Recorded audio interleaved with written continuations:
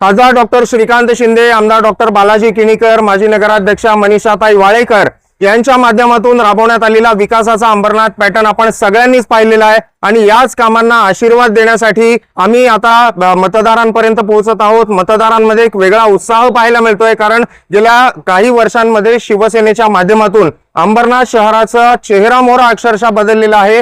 प्रभाग क्रमांक 17 बद्दल बोलायचं झालं तर प्रभाग क्रमांक 17 ची अवस्था पूर्वी कशी होती, रस्त्यांची अवस्था असेल, इतर सुविधा असतील आणि प्रशासकीय राजवटीत गेल्या 5 वर्षांमध्ये किंबहुना गेल्या 3 ते 4 वर्षात खासदार डॉक्टर श्रीकांत शिंदे आणि आमदार डॉक्टर बालाजी किणीकर तसंच शहर प्रमुख अरविंद वाळेकर, मनीषाजी वाळेकर यांच्या माध्यमातून जी काही मोठ्या प्रमाणात विकासाची गंगा या ठिकाणी आलेली आहे। 90% रस्ते हे सिमेंट कॉन्क्रीटचे झालेले आहेत आणि त्यामुळेच जनता यावेळेस शिवसेनेच्याच पाठीशी ठामपणे उभी राहील आणि जे स्थानिक आहेत, जे काम करतात प्रभागामध्ये, त्यांनाच मोठ्या बहुमताने निवडून देईल असा ठाम विश्वास आहे। 3 तारखेला ही गोष्ट सिद्ध होईल। प्रभागामध्ये सध्या काही सिमेंट कॉन्क्रीटचे रस्ते व्हायचे राहिलेले आहेत।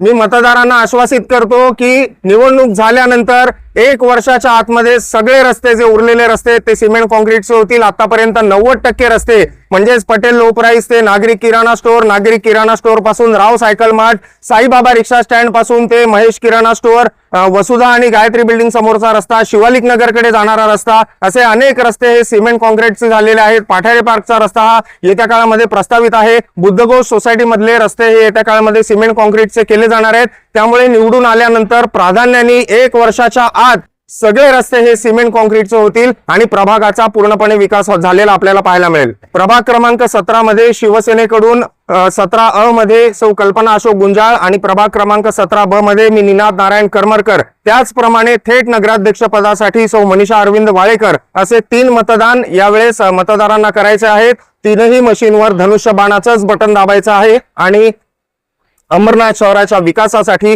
धनुष्यबाणाला मोठ्या मताधिक्याने निवडून आणायचं।